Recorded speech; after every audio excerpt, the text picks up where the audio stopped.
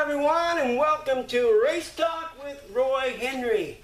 Guess where we're at? We're in West Point, Indiana, and you know what exists in West Point, Indiana? It is Gregory's Race Shop, and this is number 42 and 43, and on top it says, in memory of Jim Gregory. Okay, we're here with two famous drivers. Anybody that's been going out to Darty Speedway since it reopened in 2014, they know these guys. Justin Gregory in 42 and Brent Gregory in 43. And we're here today to induct these two gentlemen into the Henry Speedway Hall of Fame.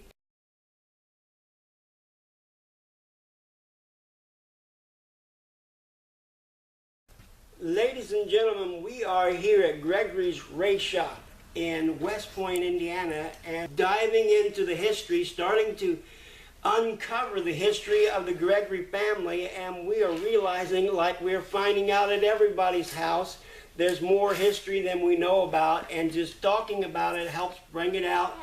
And first, we knew that we were going to induct Justin Gregory in the Hall of Fame tonight, Brent Gregory. And then we have to remember we're here because of Jim Gregory, but now digging into history and finding a trophy of 1958, there's some other people to talk about. Justin, who was the beginning of your Gregory family racing? As far as I know, it started with my grandpa Ed Gregory, and then my dad's brothers all kept getting into the racing, with Danny and Eugene and all racing as well. Ladies and gentlemen, I was with my children yesterday. We were talking about the Hall of Fame, Wall of Fame, and Mall of Fame. And my youngest son, Johnny, was asking, what is this actually really involving? I explained to my son, each interview is taking us deeper into discovering what it is we're trying to do. And it has just come from the mouth of Justin Gregory. I had a we had another interview scheduled for tonight, two other interviews scheduled for tonight. They got canceled because something told me I was supposed to go talk with Justin Gregory. And I just had a feeling that there was something inside of Justin Gregory that was going to come out of his mouth that was going to help us all try to figure out what's this all about. And Justin, in talking with you and Brent tonight about your family, it's the history of the Gregory family that has taken this deeper into what are we really trying to accomplish here. Because Justin, your family, it started before there was a Henry Speedway. And yeah, Grandpa used to race at Rensselaer. I never got to meet my grandpa. He passed away before we were born. Wow. But the blood runs through farther. But yeah, he got Dad into racing, and Dad was the youngest of the boys, and his brothers raced, and I don't know if Billy ever raced, but I'm sure he was always helping on the cars and working on them. It was like most families, a family event. And so Justin has mentioned Rensselaer, and that's where I was taken. My dad took us to Rensselaer before there was Henry Speedway. My dad was upset with somebody at Rensselaer. Something had happened. He said, on the way home, we'll build our own track. But it started with Rensselaer. And we're going to be talking with Ted Wilson, who was part of Rensselaer. He knows the history, and through Ted Wilson, we're going to be taken to the Indianapolis 500 Museum. It's just so interesting how broad our racing family is, but talking tonight with Justin and Brent, why this should no longer be called Henry Speedway Hall, Wall, and Mall of Fame, because it's much bigger than that. Justin, can you share with everybody what you said earlier? I'm just seeing that the farther this goes, that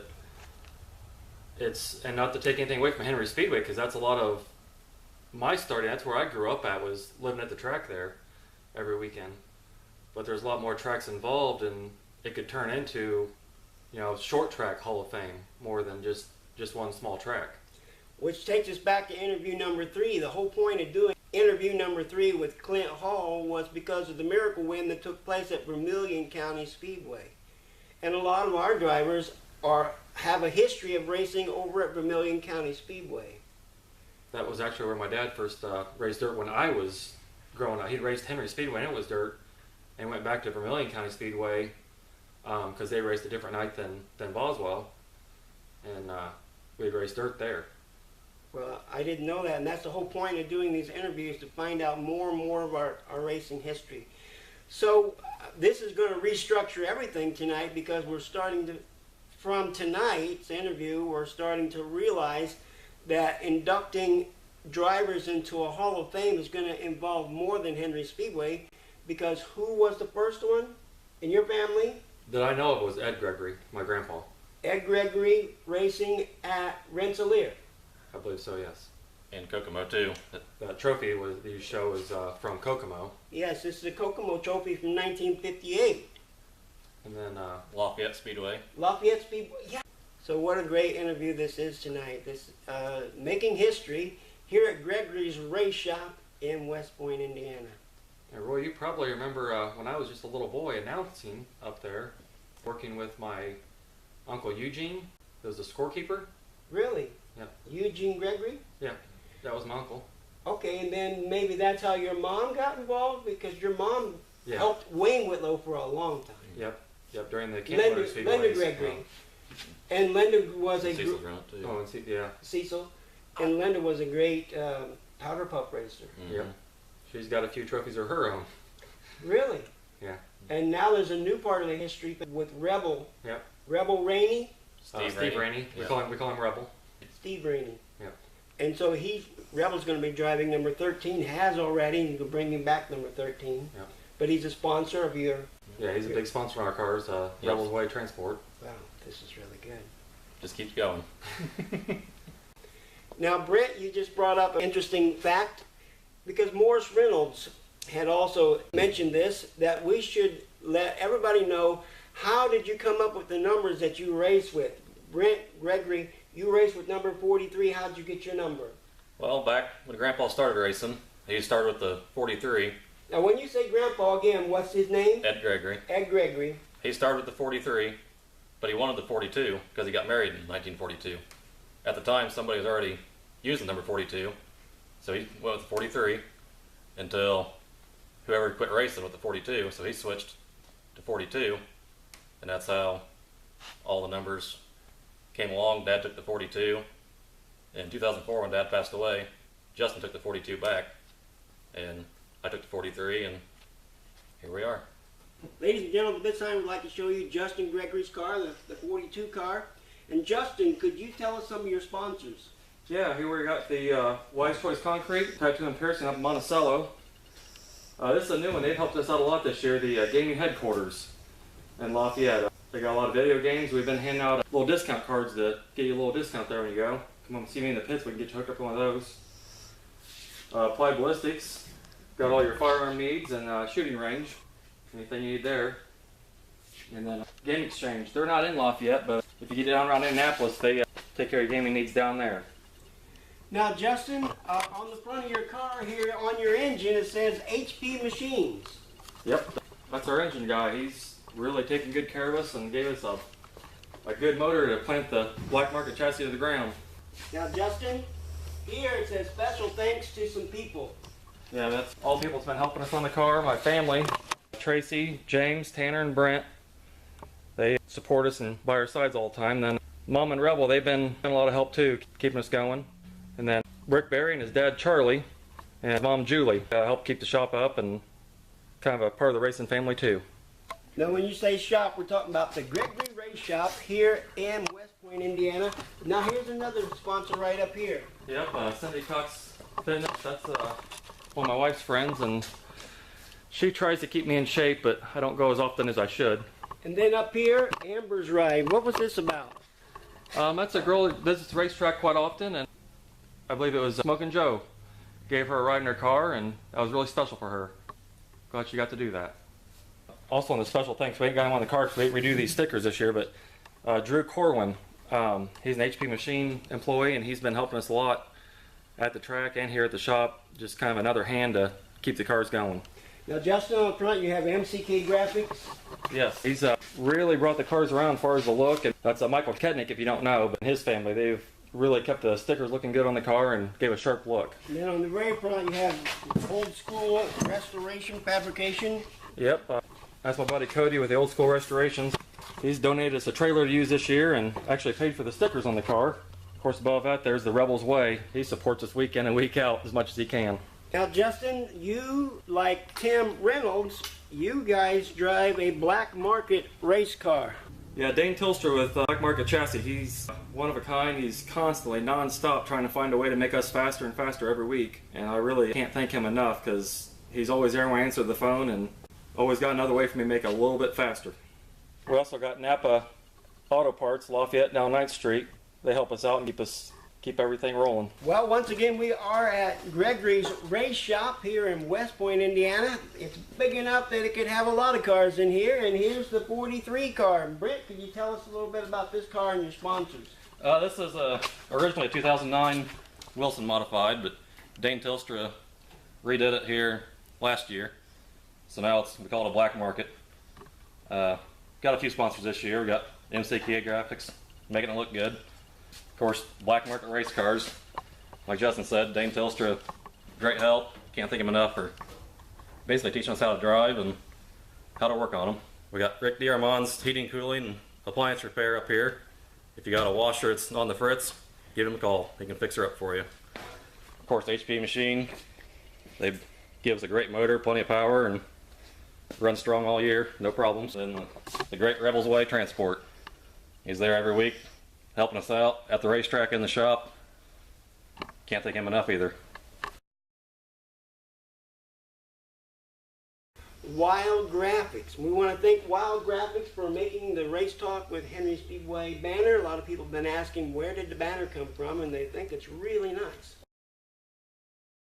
A lot of people know you two, but they might not know your dad. Could we show some of the pictures you have of Jim Gregory?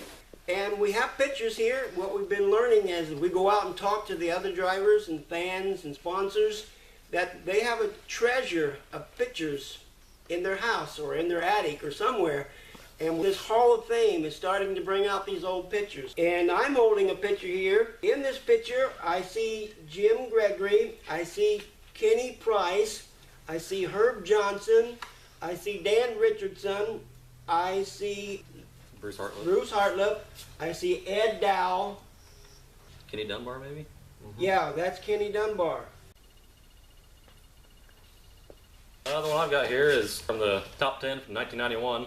Dad was the track champion that year. We've got Jimmy Laws, Mike Jernigan, Lee J. Hall, Phil Cox, who recently passed away. He's a great driver and a good friend of Dad's too. Looks like Tracy Warren. I'm pretty sure Joe Skoog's in here somewhere, but I'm not sure which one he is.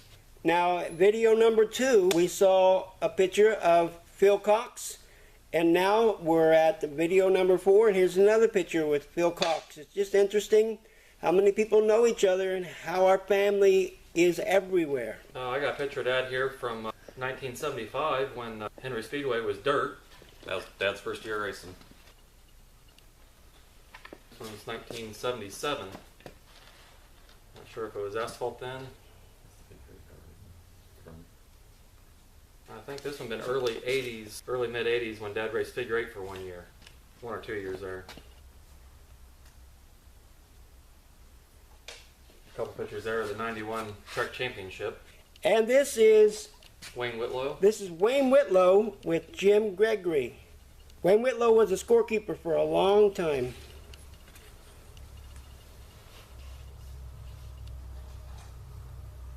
About 1996 when Dad went with the purple Camaros on dirt. And this is when he had a UMP modified.